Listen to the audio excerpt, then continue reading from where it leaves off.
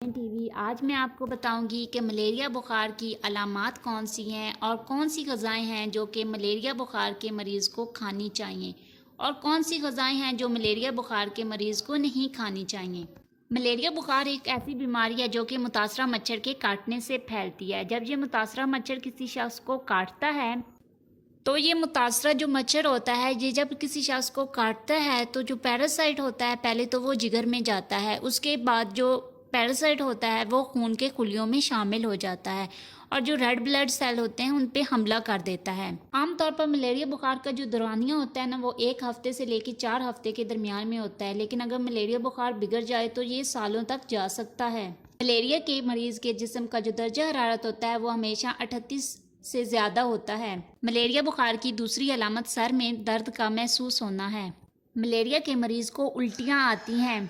Malaria کے مریض کو پٹھوں میں درد ہوتا ہے اور کمزوری محسوس ہوتی ہے۔ اب میں آپ کو بتاؤں گی کہ وہ کون سی خوراکیں ہیں جو ملیریا کے مریض کو کھانی چاہیے۔ ملیریا کے مریض کو چاہیے کہ وہ جتنا ہو سکے اپنے آپ کو ہائیڈریٹ رکھے، یعنی کہ زیادہ سے زیادہ پانی کا استعمال کرے، ہو سکے تو ناریل کا پانی زیادہ سے زیادہ استعمال کرے۔ ملیریا کے مریض کو چاہیے کہ وہ زیادہ سے زیادہ جوسز کا استعمال کرے، جیسے کہ مالٹے کا جوس ہو گیا، انگور کا جوس ہو گیا، اسٹرابری کا جوس وغیرہ استعمال کرے اور لیموں کا جوس بھی استعمال کر سکتے ہیں۔ ملیریا کے مریض کو پہلی سٹیجز میں زیادہ سے زیادہ چاہیے کہ وہ جوسز کا استعمال کرے، پھر وہ دالوں کا استعمال اور چاول کا استعمال کر سکتا ہے۔ ملیریا بخار میں جتنا ہو سکے سادہ اور کم مرچ والی غذائیں کھائیں، جیسے کہ ابلے ہوئے چاول، کھچڑی وغیرہ۔ ہو سکے تو ملیریا کا مریض جو سبزیاں استعمال کرے ان کو تیل میں تل کر اور مرچ والی استعمال نہ کرے بلکہ ان کو سٹیم کر کے استعمال کرے۔ جتنا زیادہ ہو سکے دالوں اور پھلوں کا استعمال کرے تاکہ اس کے جسم کو طاقت مل سکے۔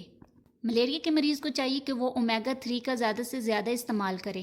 السی کے بیج کے اندر اومیگا 3 ہوتا ہے، السی کے بیج کا استعمال کرے۔ اگر ملیریا کا مریض ڈائریکٹ السی کے بیج نہیں کھا سکتا تو وہ رائتے میں ان کو استعمال کر کے کھا سکتا ہے۔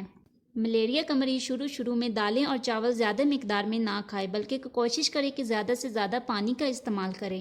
ملیریا بخار میں یہ غذائیں نہ کھائیں۔ ملیریا کے مریض کو چاہیے کہ وہ تلی ہوئی چیزیں استعمال نہ کرے۔ ریفائنڈ فوڈ جیسا کہ ڈبل روٹی ہو گئی، برگر ہو گیا، پیزا وغیرہ کا استعمال نہ کریں۔